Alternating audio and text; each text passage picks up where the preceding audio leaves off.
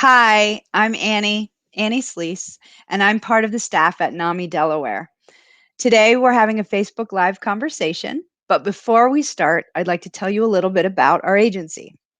First of all, NAMI stands for National Alliance on Mental Illness, and we're in the state of Delaware. If you're actually viewing today from another state, you can find your local NAMI by accessing the national website, NAMI, NAMI.org. NAMI has been around for more than 40 years, and it's the largest grassroots mental health organization in the country. As I said, there is a NAMI in every state, and each one operates independently, offering programs, some from the national organization and some from their own local agency, and also offering different support services. At NAMI Delaware, we offer programs, support, advocacy, a helpline, and also a housing program. And our housing program is unique to NAMI Delaware. That is not a typical NAMI offering. We provide housing for about 300 individuals across our state who are living with severe and persistent mental illness. During COVID-19, our programming and support look a little different. They're offered virtually. You can learn more about those offerings on our website, namidelaware.org. We do have an upcoming event I wanted to make you aware of.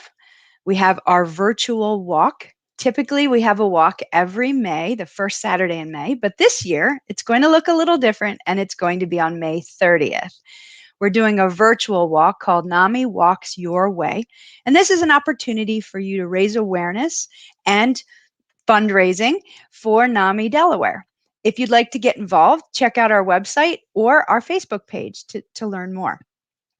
Today, we have a Facebook conversation with a wonderful person, Jill Shute. She is one of the co-founders of NAMI Delaware, and she's also the leader of Delaware's longest running family support group.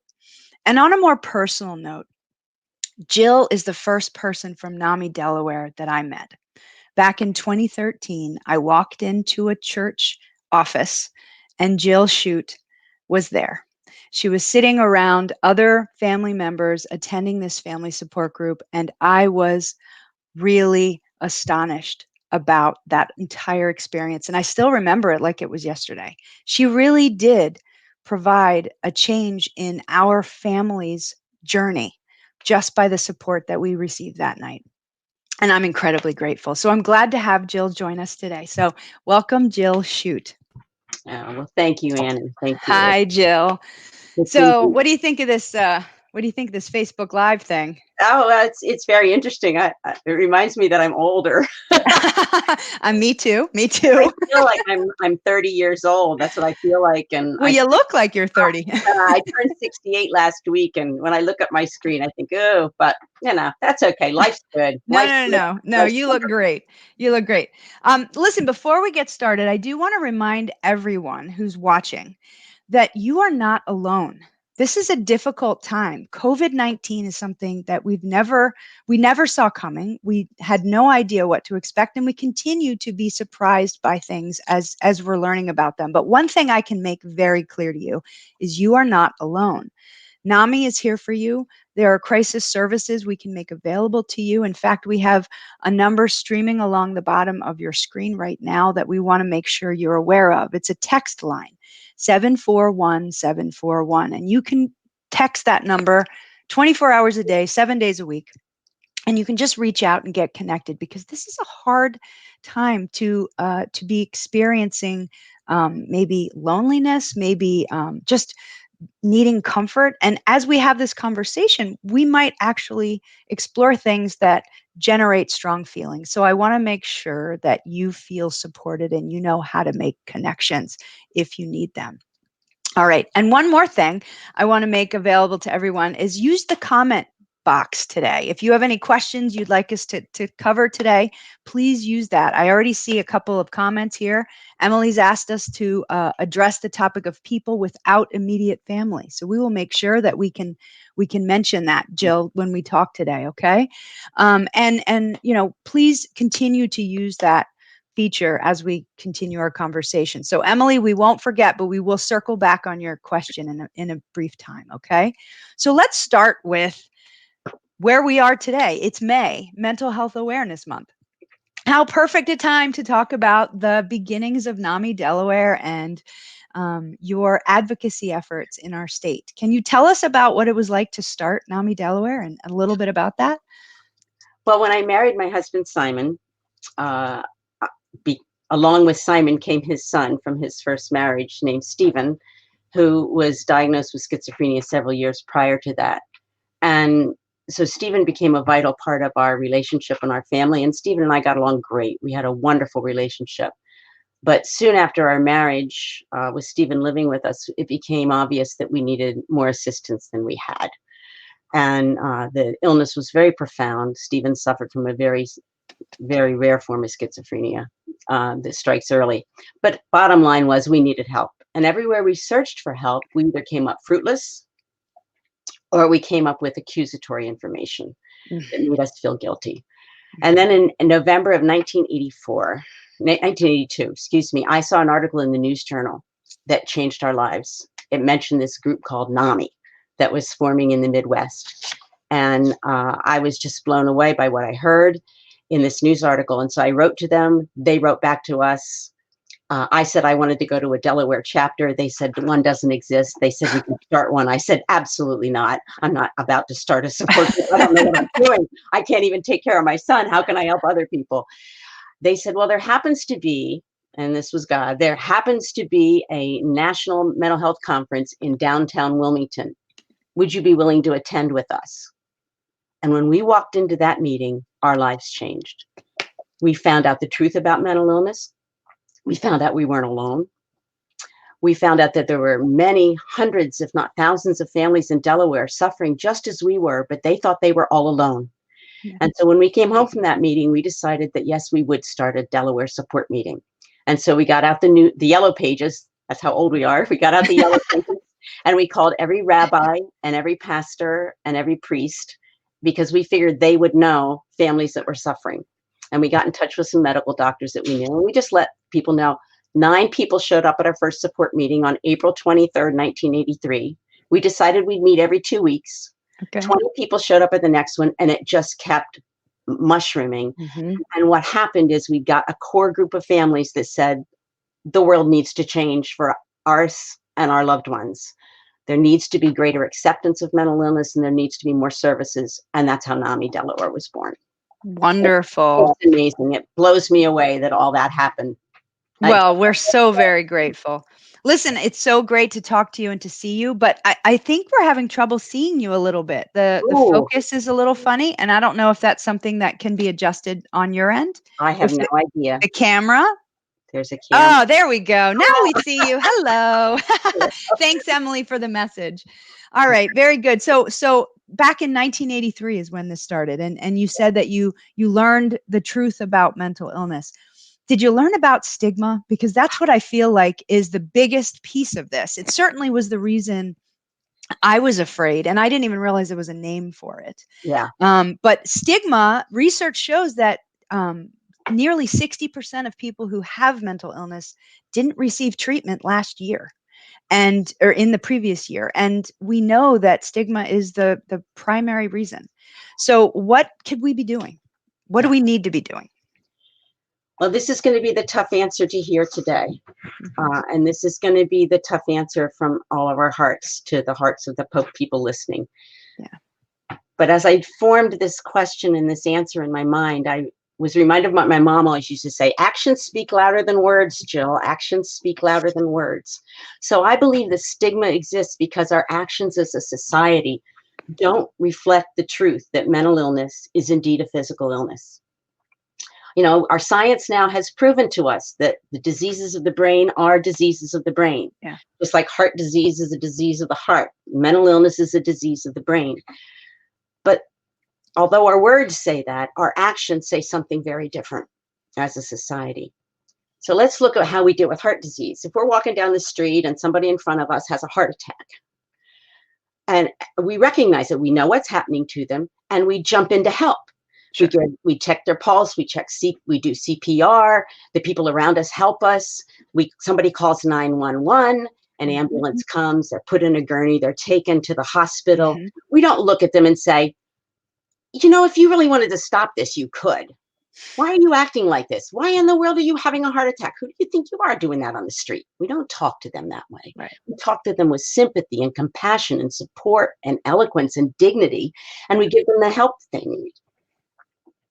But that's not what happens when we encounter someone on the street who is encountering a flare up of their mental illness. Mhm. We encounter someone who's psychotic or delusional or horribly depressed and distraught or agitated.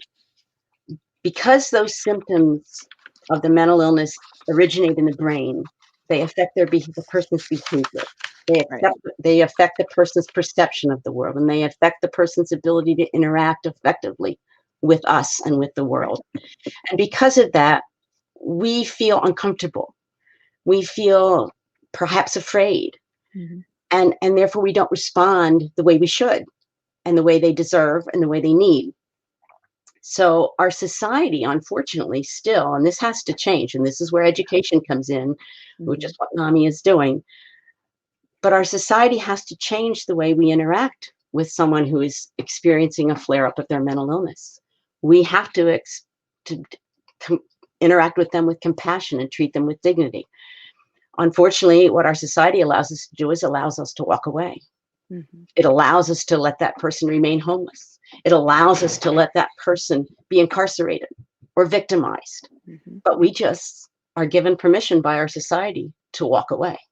Right. And indeed, if we did call 911, it wouldn't be the heroic person that you are, in the ambulance and the gurney. What would happen is the police would arrive and there would be handcuffs and it would not be a pretty scene. Mhm. And that all has to change. And Right. so I believe what happens is people who are mildly ill and aren't experiencing those awful flare ups recognize that that's how society deals with flare ups of mental illness. So they don't want to go get help because they don't want to be classified Right. as someone who's not worth saving. And I Mhm. know those are harsh words, but that is the reality that mentally ill people who are severely ill are experiencing. They feel like they're not worth our time and our effort and our Mhm. intervention. So if they're mildly ill, those who are mildly ill don't want to seek help because it's a scary place to go. So until our society changes the way we deal with mental illness, until we truly treat it as a physical illness and we provide them the kind of compassionate intervention and effective medical help that we provide for every other illness, Yeah. the stigma is not going to change. So what do we need to do? We need to educate. We need to educate people so well that they are outraged that mentally ill people are ignored. We need to change our laws so that folks who are experiencing a flare up of a serious mental illness receive high quality medical care intervention. We need to have an extensive, unfragmented mental health system Mhm. that provides care along the entire continuum from the early onset of the illness to the flare ups, where the situations I've just described. Mhm. And then when they're released from when the person who's living with the illness is released from the hospital and needs those support structures, they're there Mhm. so that they don't have to have these awful flare ups. And if these illnesses are cyclical, just like diabetes, Mhm. just like heart disease. So when Mhm. the emergencies do arise, we handle them well. Right. We don't denigrate the person, we help the person. Right.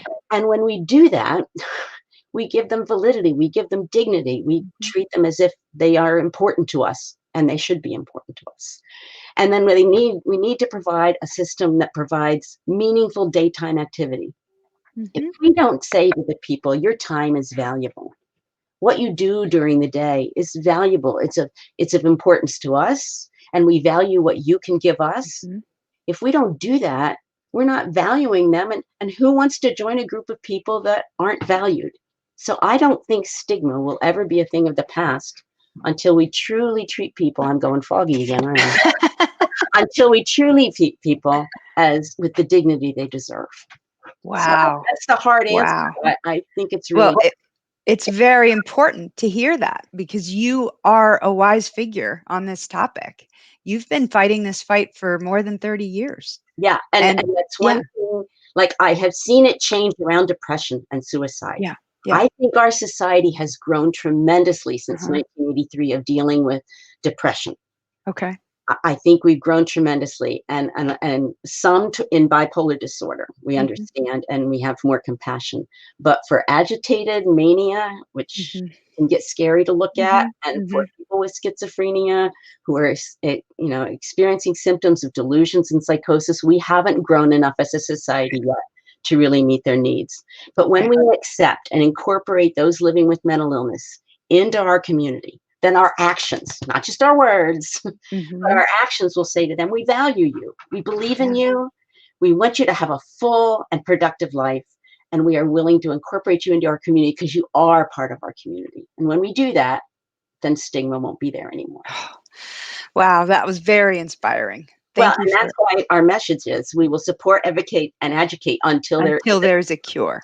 yes. Mhm, that's right, and that's our That- mission. That's yeah. right. And that's when stigma is really going to be gone when we start, just like COVID. When we Exactly. get free of this, That's when we right. have a vaccine. Exactly, exactly. So you are well, I met you at the family support group. I don't know if you remember, but I remember it was in August 2013. Oh, I it's amazing. literally remember. And you've been working with families for more than 30 years, and not only as a family member yourself, but in these experiences helping other families. Do you have any thoughts on what the role should be of a family member, either in early identification and then diagnosis and then treatment, recovery, all those things? Well, obviously, the family involvement is vital in all aspects of that, but it depends on not on the Yeah, family themselves, but on the level of involvement. If the person in the beginning of the stages, let's take them one at a time. Identification and diagnosis; those two, the family needs to be involved. I've got a malfunctioning camera here, but oh well. I think if you put your hand up earlier and that did it. I don't know why. It was like, that's finding you. Oh There we well. go. Okay. Oh well. Anyway, Yeah, the words matter, not the vision. yes, that's right. The words matter. Um, I think families need to be deeply involved, much more than they are now, in Mhm. identification and diagnosis. Right now, what happens because of the HIPAA laws and because doctors don't always solicit information from the families, which they should, families are not involved in the diagnosis and the identification. Matter of fact, sometimes they are pushed aside and they Right. have vital information to give. They Right. can talk about the onset, they can talk about the triggers, they can talk about medical and genetic history. There is so much the family can give to that Mhm. doctor and that care team to clarify the diagnosis and to really help them identify what this person needs. We do that with every other physical condition. We Yep. do that, but again, we Mhm. don't do it with mental illness. Right. We do it with heart disease and everything else, but not mental Mhm. illness. So Right. that uneven application of the HIPAA laws really makes it impossible sometimes for the family to interact in the early stages of the identification. And what happens though is then all of a sudden the family is relied upon, expected to jump in when the hospitalization is over. Mhm. They receive a phone call, come pick Mhm. up your loved one. That's it. You're Yep. now expected to be the 24/7 caregiver. You weren't allowed to be part of diagnosis. You weren't allowed to be part of the care team, writing up the care plan, but you better implement it and you Mhm. better do it well in your house. Right. Right. And that's just totally backwards. We should be just the opposite. We should be deeply involved in the identification and the onset. And then, because most mental illnesses strike between the ages of 18 and 25. Most of the folks who are living with this mental illness are young adults or Mhm. older adults, and they Mhm. don't deserve to be in their family home. Right. Family home is a loving place, a supportive place. It's a wonderful place, but it's also a place full of emotion. It's Mhm. also the place where you're a child. When you go Yeah. back to live with mom and dad, you're still a kid. Even if they try really hard not to treat you like a kid, you still are gonna feel like a Yeah. kid. It's true. Your other siblings are moving out, they're going to Mhm. college, they're getting married, and if unfortunately, in our society right now, we don't provide the services, Mhm. so mentally ill people don't move on to a career and a meaningful activity, and so they feel left behind. So being in that family home, it can be very detrimental. Sure. Even if the family's absolutely wonderful, it Mhm. can be detrimental to the person having a life of their own, which they deserve. Mhm. And also, there's that gnawing question, where am I going to go when mom and dad are gone? Because Yeah. that other person is going to outlive their parents. And where are they going to go? What are they going Right. to do? So they, our whole system is backwards. We Yeah. need to involve families much more at the beginning, and then Yeah. we need to set up a system that makes the maturing person who's living with mental illness have a life of their own. That Right. adult person living with mental illness needs to have a home of their own, meaningful daytime activity. And I'm going to sound like a broken record, but that is No, but that's so, good. so important. That Sure. meaningful daytime activity, Yeah. so that our actions say to them, they can say, "This is my home. This is where I work, and these are my friends." Because that's Mhm. what makes life life. Right.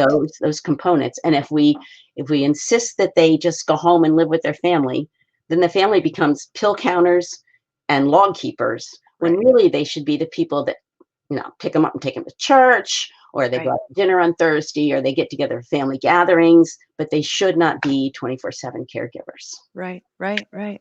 That brings me back to what Emily had asked earlier. She was asking, what about people who don't have immediate family? And that can mean, I would think, the, what it very much sounds like, or also it could just be that they're disconnected, Yes. right? That, Mhm. that, so common we hear in situations like this as families become estranged for a variety of reasons. So Mhm.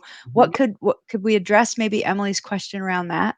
Do you have any ideas? Yeah, I do. I do. First of all, get connected with NAMI. NAMI is a family. It's made Yeah. up of families, and it is a family. And if you're a person of faith, I strongly encourage you to get involved with your faith community.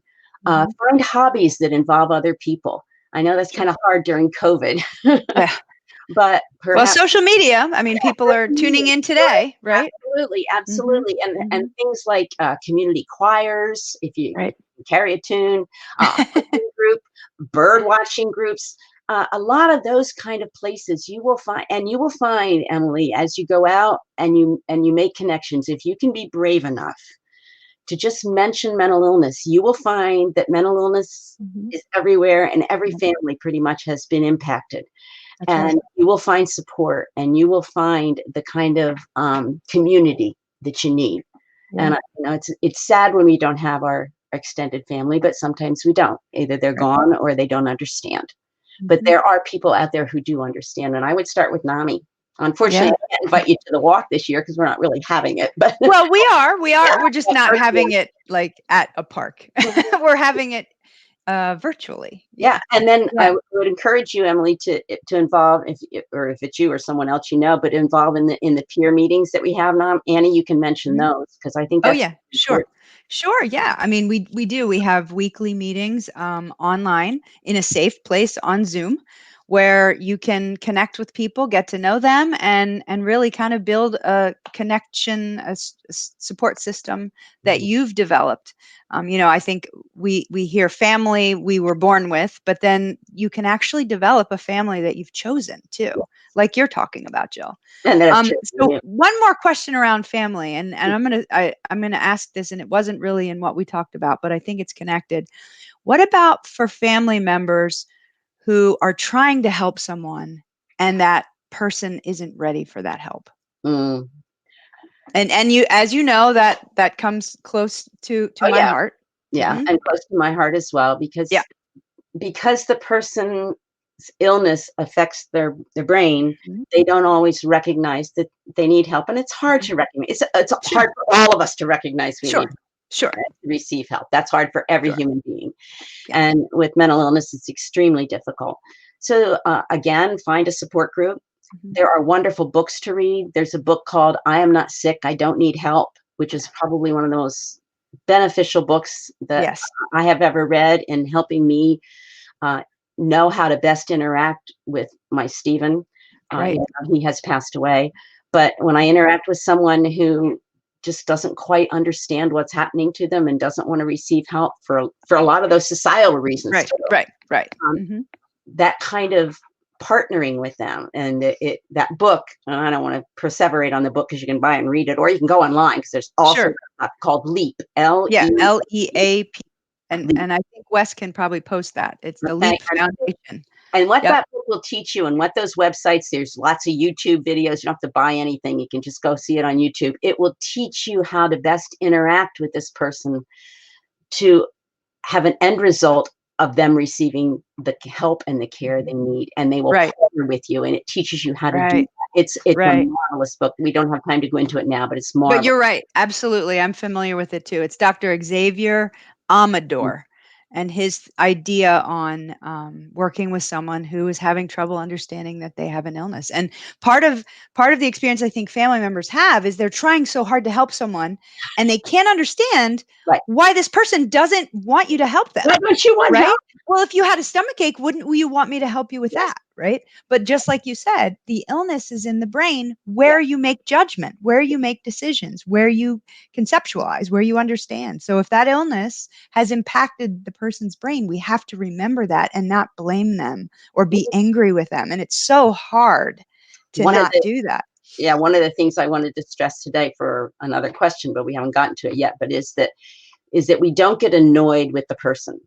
Yeah. We're always going to get annoyed with Right. things, whether Right. it's COVID or whether it's schizophrenia. We're going to get annoyed. Hmm. Don't Hmm. get annoyed at the person. Get annoyed at the symptoms, Right. and Right. get annoyed Right. at the fact that you're stuck in the house with everybody. But it's not the person's fault, Sure.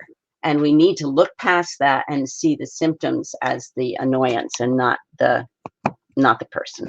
Yeah. Well, yeah, you were just, I think, working into our next question around COVID. The idea that NAMI Delaware, we bring awareness to the conversation around mental illness, and we are obviously our mission is to support and advocate and educate until there is a cure. So our primary audience, right, would be the people impacted directly by mental illness, the individuals in the family. But it's also our job to bring awareness so that people understand, Yeah. right? And so that people know what the signs are and people can be supportive and help to end that stigma. But now we are we are really in desperate need of awareness about mental health because of this pandemic. You know, I'm sure you've seen in the news, there's a lot of conversation around the mental health system now Yes. and the concern that the economic impact and the emotional impact Mhm. and the impact of COVID in every direction could potentially bring huge crisis around mental health Yes. needs. Demands. If Yeah. so, what do we need to do? What are your thoughts on that? Well, I think as family members, what I always tell my family members in my support group, which I think I told you, Annie, years Yeah, ago, yeah, uh, you did. it's it's absolutely essential that we keep ourselves healthy. And you don't have to feel guilty if you're focusing on your own health, because that's really important. You need to structure time for you. You need to eat right. You need to exercise. You need to take downtime. It's okay to take downtime, whether you're caring for someone who's mentally ill or whether you're trying to live through COVID. You Hmm. need to do these things for yourself. You need to intentionally guard and feed your relationships, feed your marriage, feed your kids. And I don't mean food, obviously, I food. love what you're saying. Feed. I never thought about it that way. Yeah, you are feeding your marriage and you're feeding your children and you're feeding your friendships through Hmm. Zoom and through letter Yeah, writing and through phone calls. sure. You are feeding those and so you're then feeding yourself because they Right, will then feed you back.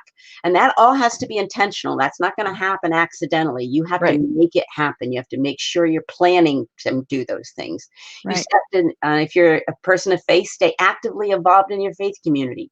Don't give up on your hobbies either. And if your Hmm. hobby is one that you can't do right now because of COVID, then go find another hobby. You know? Sure. I'm serious. There's all kinds Yeah. of things to do. Take and this is a rather serious one, but take an intentional assessment with a piece of paper and a plus and a minus, or a can and a can. The things you can control and the things you can't control. And then those things you can't control, I know it's part of the 12-step program, but those things that you can't control, don't try to control them because you're Yeah. going to waste your time and your energy and you'll Right. just frustrate yourself and irritate the people around you. So only try to look at the ones that you can control and Right. then pick a few of those and take control of those more so than you're doing right now.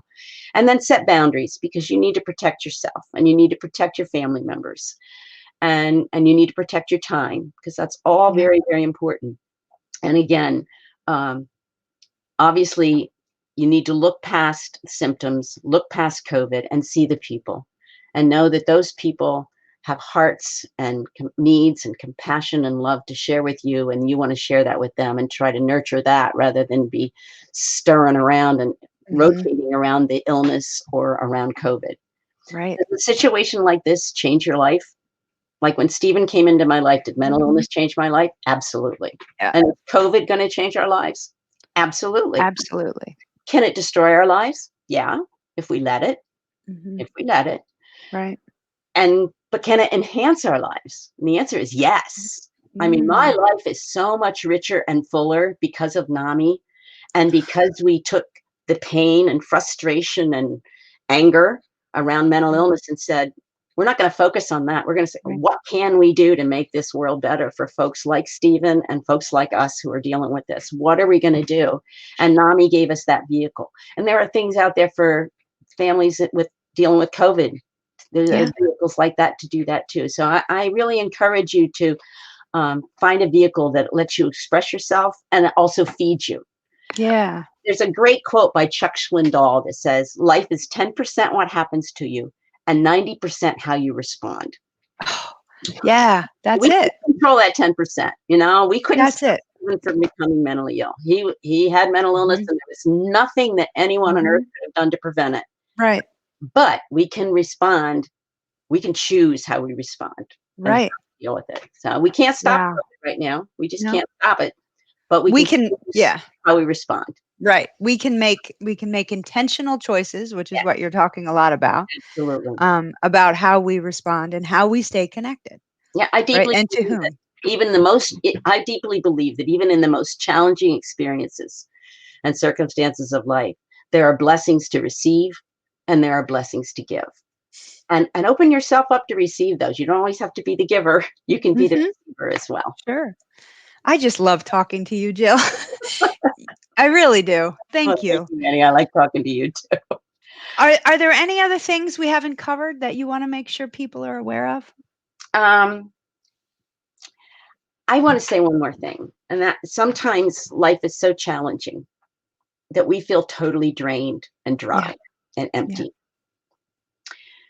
And if you're listening today and you're experiencing that, if you're experiencing this, "Oh, I can't reach out to anybody. I can't bless anybody. I can't do any of this. I Right. just have nothing left because I've been there. I know what Yeah. that place feels like."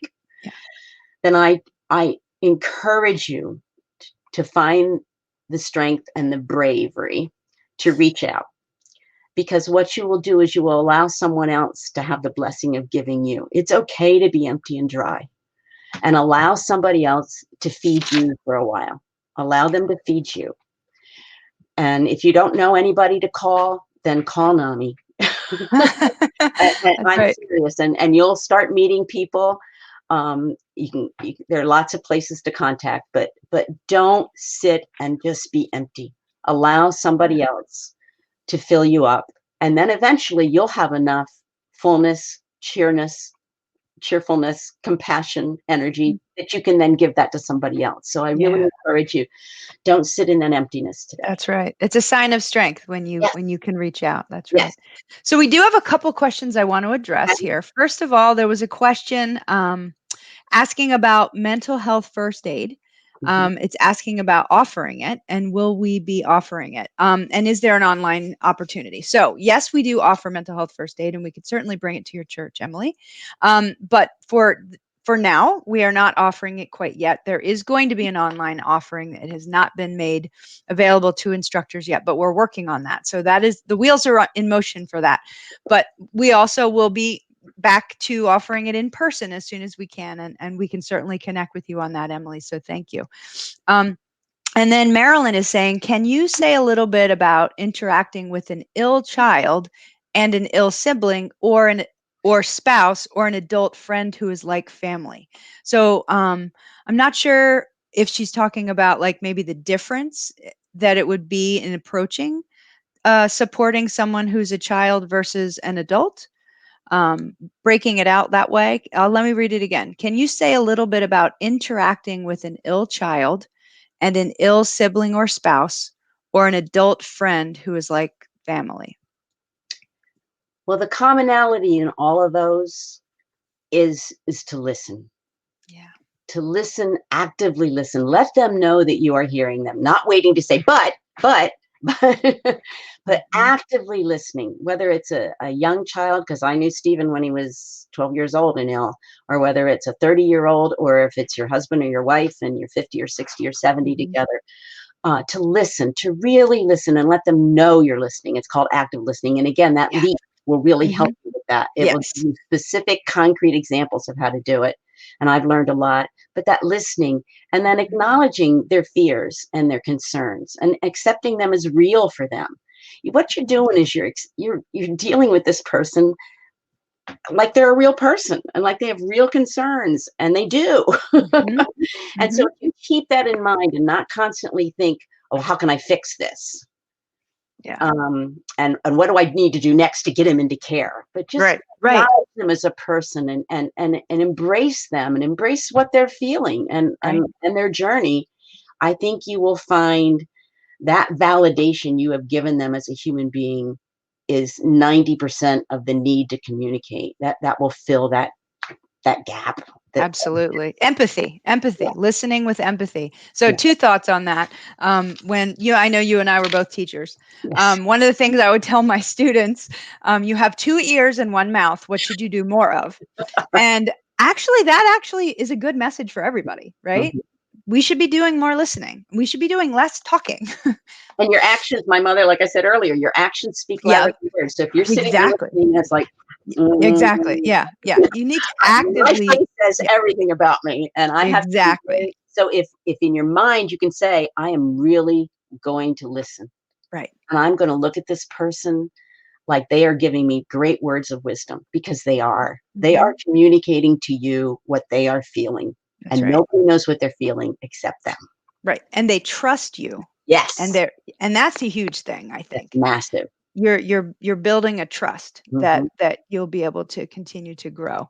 I have another thought on that, and the difference between empathy and sympathy. And I Oh, discovered a great video, and I can't find it right now, but you should Google it. Brene Brown does a conversation, very brief conversation on the difference between empathy and sympathy, and that is just a powerful message. yes. So really, the idea that you don't know exactly how the person or what to say to the person. You might not have the right words, but if you can just say, I'm so glad you shared that with me. Thank you for sharing that with me. That's And so so powerful. and it's okay to say, Hmm. I don't know what you're feeling, Yeah, but but my heart aches that you feel that right now. sure, sure. Mm, Exactly. how wonderful to carry that burden with them. That's right. That's right. And we walk together on that. Yes. All right. Well, let's see. It looks like we have another question. How do you help your loved one whose meds are finally working deal with the quiet in their head? They're not used to it, Mm, but it's the normal. And I think this is a really good concept to have because it comes up a lot where we hear people when the medicine starts working. Oftentimes, people want to stop taking it, yeah, right? So, right. how do we help someone realize that the medicine is working, and in this case, the quiet in their head should be what they're find value in or find is Mhm. good, but they're not used to it. Yeah, anything new is scary. Sure. Anything new is scary. And again, I'm gonna go back to that meaningful activity during the Mhm. day and Yeah. friendships and interaction. I mean, can you imagine if you yourself was in a quiet place with no interaction all day long, day Mhm. after day after I mean, it's nice once in a while, Yeah. but day after day after Yeah. day. And so it's really important, I think, to get someone who has now stabilized out Sure. into the world and Sure. enjoying the world and participating in the world and giving to the Mhm. world. I don't have any wonderful insights for the home Yeah. situation, but encourage them. Hey, come cook with me. Let's Mhm. make a cake together. I mean, start doing things that are low key, easy to do, but yet put some information in the brain and some Mhm. interaction so you can have conversations. Yeah. So their brain can tune into something Yeah, different. Maybe yeah, the activity would distract them yeah. from noticing that the impact of that medication. And really, the follow up on the piece where sometimes people stop taking their medicine. Oof, Um, I always say when people ask me that, I always say, well, it's actually what society tells you to do, yes, right? You take medicine to get better. that's right. And then you stop taking it because you're better. I mean, That's that's what we've all learned, right? So And why suddenly do we, I mean, we have to address that. The way it comes about with mental illness is different. I and always try to say it's like wearing glasses. If you go to the eye doctor and you've discovered you see better when you have glasses on, yep. are you ever going to take them off? You shouldn't, because you see better with them. But I think when And we say medicine, people think, "Oh, I'm better now. I don't need it." yeah, but if we look at other chronic illnesses, Mhm. they take medication. Sure. My mother died of diabetes, Mhm. and she was very faithful to take care of herself, but she took her insulin every day. Right. And people with heart disease take their medication, and people Sure. with epilepsy take their medication. But because we don't deal with mental illness as a physical condition, because Right. we think somehow you're supposed to be able to control your brain and you're Yeah. supposed to be able to control your emotions, which Yep. none of us can do Right. without our brain working correctly, Right. people stop taking their medication Yeah. because they think somehow they're really not supposed to be. Right. They feel ashamed. Yes, Yeah. it's all that stigma. It's Yes. stigma. Absolutely. Back to the stigma. All Yes. right. Well, I think we've covered a lot of ground today. Oh, well, thank you. You made it very relaxing because I was nervous. Oh, well, you couldn't tell. You couldn't tell. I'm really glad you joined us. And if anyone else needs anything more from us, you can find us on our website, namidelaware.org. You can email. Wesley would be glad to respond to you. You can find him at admin, ADMIN, at NAMI.DE, and he can help you get connected to whatever services you're looking for. Thank you, Jill. Yes, did you have And something else? don't hesitate. I can't tell you Yeah. the number of times people have walked into my support meeting, and this Yeah. has been for 37 years, and Mhm. they say, "Oh, I heard about you 6 months ago," or "I read Mhm. something about NAMI 2 years ago," or "I did this 5 years ago, and I should have come then. I didn't come now." Come Right. today. Call today. Absolutely. Connect today. Absolutely. Don't wait. Great point. Great point. Don't wait. Thank you. Thank you, Jill. Thank you, Thank you everybody for who having tuned me. God in, bless and you have all. a great day. Bye, everybody. Bye.